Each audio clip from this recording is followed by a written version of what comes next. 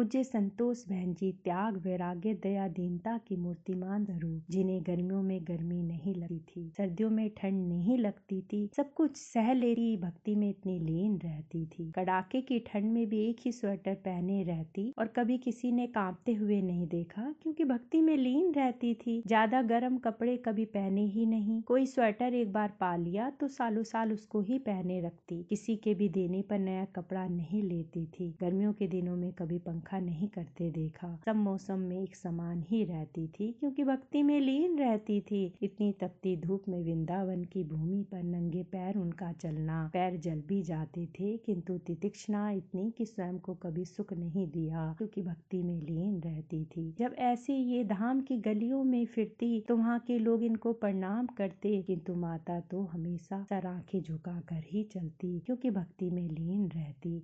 कोई सामने से प्रणाम करता तो वहीं जमीन पर बैठकर उनको प्रणाम करती, क्योंकि भक्ति में लीन रहती। परंतु जब कोई इन्हें बहुत आदर देता था तो माताजी रोने लग जाती थी। स्वयं को सबसे नीच तुच्छ जो मानती थी। दिनचर्या ऐसी कि सारा दिन संतों के दर्शन और भक्तों की सेवा में जाता था। रात को भगवान के चिंतन में व्यतीत हो जाता था। संतों के दर्शन के लिए इतनी व्याकुल रहती थी माताजी कि आंसू झरझर बहते थे। वर्ष 1950 और 51 की बात है। पूज्य चंद्रशेखर बाबाजी महाराज, उनकी परम पूज्य गुरुदेव श्री गौरांग दास जी बाबाजी महाराज जब नगर कीर्तन निकालते थे तो इनके निवास स्थान के बाहर खड़े होकर लाली लाली पुकार कर साथ चलने के लिए कहते और ये साथ चल देती।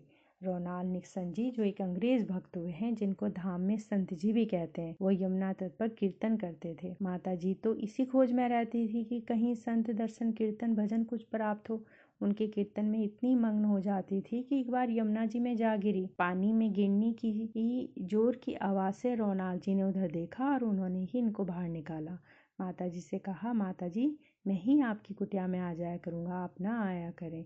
प्रेम के कारण आपसे अपना शरीर नहीं संभलता है। जब वो कीर्तन करते थे तो सरला जी हारमोनियम बजाया करती थी। रात्रि में अपनी सखी सरला के लिए स्वच्छ बिस्तर लगाती, जो नेत्रहीन थी। उन दिनों उषा माता जी भी साथ रहती थी। जैसे ही उषा जी, सरला जी सो जाती तो बिस्तर से उठकर एक बोरी पर जा लेटती। जब उनसे कोई बोरी पर सोने का कारण पूछता तो कहती, यहाँ इस बोरी पर सोने से भक्ति पथ में उन्नति होती है। भोजन प्रसाद में भी ऐसा ही करती। पतली पतली रोटी घी लगाकर सरला जी को खिलाती, गाय माता को खिला देती, परंतु स्वयं मोटे टिक्कर बनाती।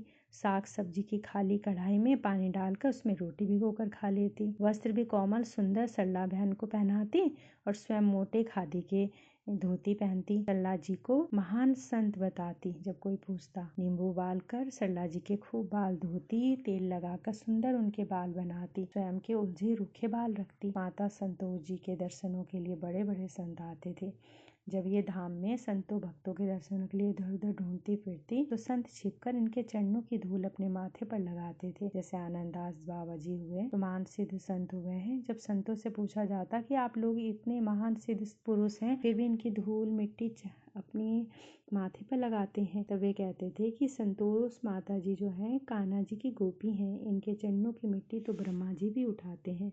हमें तो सहज ही प्राप्त हो रही है, ये हमारा सौभाग्य है। ऐसे ही जब भाई जी राधा बाबा दर्शन के लिए धाम आए तो बिरला मंदिर में ठहरते थे, तो संतोष माता जी राधा बाबा जी के पीछे पीछे भाग भाग कर चलने लगी और उनके पद चिन्हों की, बाबा राधा बाबा के पद चिन्हों की रज को उठा उठा कर अपने माथों पर लगाने लगी। सल्ला माता जी के भी माथे पर लगाने लगी। राधा बाबा ने उन दिनों काष्ठ मौन रख रखा था। राधा बाबा देख नहीं सके, किंतु कृष्ण ने प्रकट होकर कहा, एक बार पीछे तो मुड़कर देखिए। माताजी किसी से भी सेवा नहीं लेती थी, किंतु बल्कि स्वयं ही उनकी सेवा किया कर देती थी। जब स्वालिनी दीदी गोरखपुर से इनकी सेवा के लिए वृंदावन धाम आई तो इन्होंने इनके राशन कार्ड पर पिता की जगह राधा बाबा का नाम लिखा हुआ देखा था। रावल गांव में भी जब भाई जी राधा बाबा जी आए तो इनको जैसे ही पता लगा कि ये जाने लगी कि क्या देखा कि भाई जी सीढ़ियों से ऊपर चढ़ रहे हैं, तो ये जल्दी जल्दी उतर रही थी दर्शनों के लिए। तो बाबूजी ने कहा, भाई जी ने कहा कि आराम से जल्दी ना करो, हम यहीं आ रहे हैं। धाम में आते ही राधा बाबा मौन हो जाते थे। जब गोरखपुर से कोई वृंदावन दर्शन को जाता तो राधा बाबा विशेष रूप से कहते थे कि संतोष माता को जरूर प्रणाम करना, उनको प्रणाम करना सो संतों को प्रणाम करने के समान है। माता जी राधा बाबा को अपना गुरुदेव मानती थी, उनका चित्र हमेशा अपने साथ रखती थी। विचित्र बात यह है कि ऐसी कि कभी आपस में बातचीत नहीं हुई राधा बाबा और संतोष बहन जी की, क्योंकि धाम में जितनी बार भी बाबा मिले वो मौन धारण किए हुए थे और माता जी गोरखपुर कभी गई नहीं। किंतु अंतिम समय में जब माता जी का आया तो संतोष माता जी पड़े पड़े बोल रही थी, आरती लाओ, जल्दी लाओ, देखो राधा बाबा जी आए हैं, राधा कृष्ण आए हैं, इनकी आरती करो सब। जय राधे श्याम।